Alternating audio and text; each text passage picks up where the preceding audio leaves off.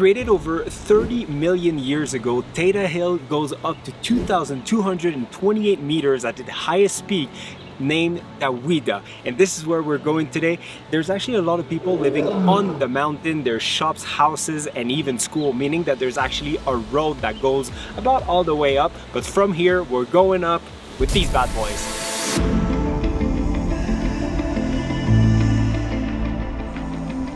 So on your way up, it's very like twisty and turny, but I would say the last 5 kilometers, there were some times I was just holding on, not really looking over the edge.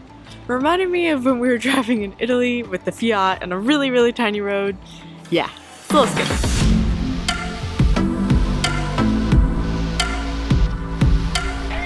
We can already see the clouds. So to make sure that our hike is successful and that we make it all the way up, we have Tobias in the back, who actually lives here on Taita Hills. We have Honest, our guide from Lions Bluff, and of course, Tracy in purple.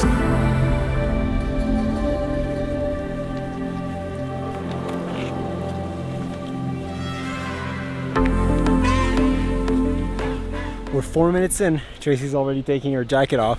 I told her 4 minutes ago before starting the hike that she's gonna be warm. It's like, no, 4 minutes. So Taita Hills is extremely lush compared to the rest of Tsavo. It was actually a rainforest back about 10 million years ago, but in the last about 200 years, it lost up to 98% of its, oh, sorry, muddy there. Lost about 98% of its forest cover. But even though it's no longer considered as a rainforest, like Tobias told us, it does rain a lot here on the hill, and this is why everything is so green compared to down there.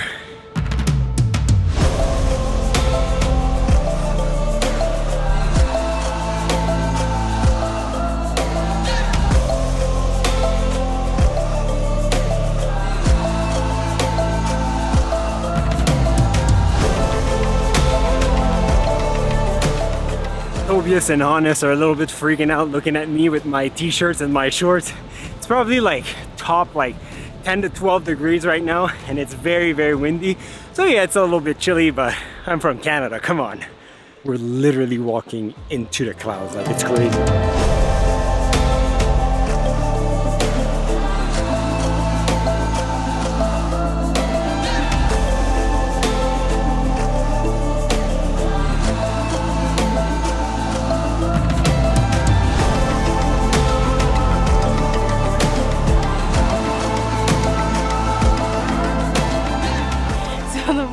Closer to the top, you hear it sounds like an airplane or something up there, but it's actually the wind.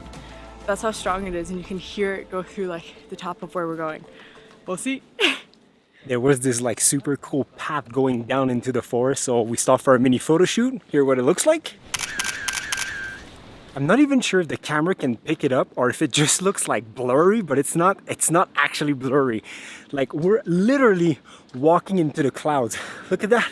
It's like walking into the unknown.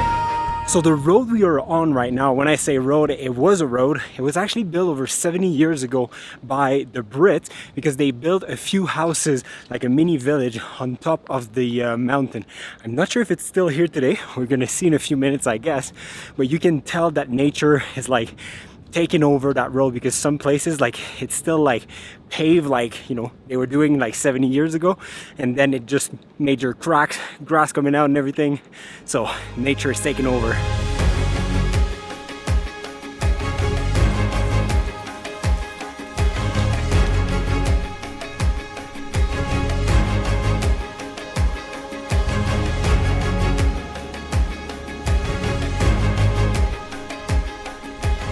So we made it to the top. We can't see nothing. We're completely in the clouds. It's really, really windy. Apparently there's some antennas in the back. We can't see like 10 feet in front of us. So the cables behind us are for like TV and phone and radio.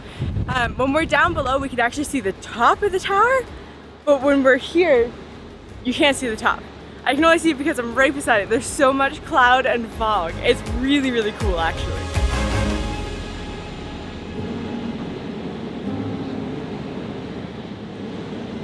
This house behind me was the first house built on top of Taita Hills, It was built in 1957, and the main purpose was to have some sort of equipment for telecommunication. Right now, it doesn't look like much. Apparently, the locals are calling it Fort Jesus. A little bit looks like some sort of a fort, but yeah, lots of history. Somebody even left like some gym equipment. There you go. So you can climb all the way up here, do a little workout, and then come back down. Honest is saying that normally you can see all the way from Tanzania, and right now you can see all the way to that tree right there. And if you want, you can actually bring a tent. There's a little fireplace there, and apparently people camp here all the time, so it's pretty cool. It's a little windy as soon as you come out here.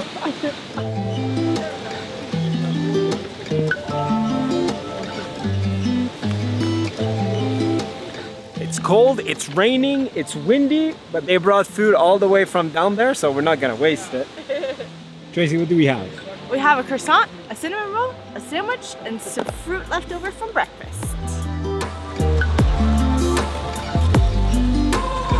We're gonna fly away.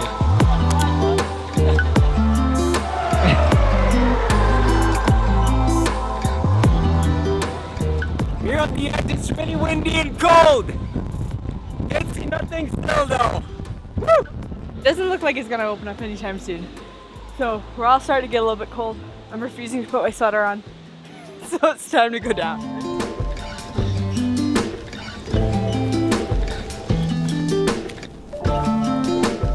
Honest wanted to stay at the top because he was like, at any minute it could clear. Like, you never know, like you just can't predict these things. And then we asked Titus, and Titus, who works and live on the mountain, is like, well, maybe if you pray. I was like, so it's probably not gonna happen. So sadly, we're not gonna be able to see that amazing view. Apparently, again, you can see up to Tanzania. But not today. Today we saw about 20 feet in front of us. That's pretty much it. But it was pretty cool because, you know, you're like on top of a mountain into the clouds. Like, it doesn't get much cooler than that.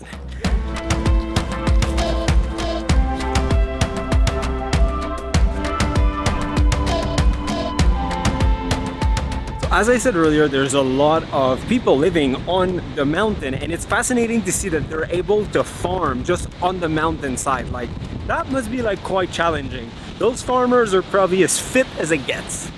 Going down is much easier. And just like that, we are back in the village part of the mountain below the clouds. It was much easier going down than going up. It's not a tricky hike or anything like that. It actually is just like a steep hill the entire way, because as I said earlier, like, this was a road before.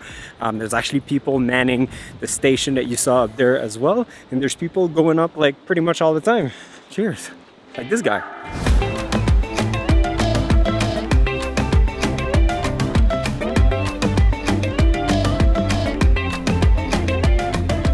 So as we've made it down pretty much to the very end, they've explained that if you look up with all the rocks, they have their own fresh water supply, because from the mountain, it all comes down, they have it piped into the entire village, so they don't have to worry about fresh, clean water for the most part. I mean, long as the weather stays good, but anyways, it's actually really, really good for the community.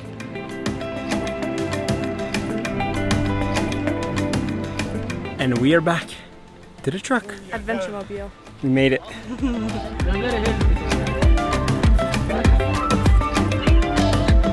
Thank you so much. Have a good day. Thanks, Johnny. Thank you. See ya. So that was a pretty good hike, but I think we're gonna have to do it again next time when it's clear. So anyways, for now we're going back to camp, see what we have in store for the rest of the day. Yeah. Otherwise, see you guys in the next one. Actually, the previous one, because the rest of the day at Lions Bluff is going to be in the previous video, so make sure to watch it.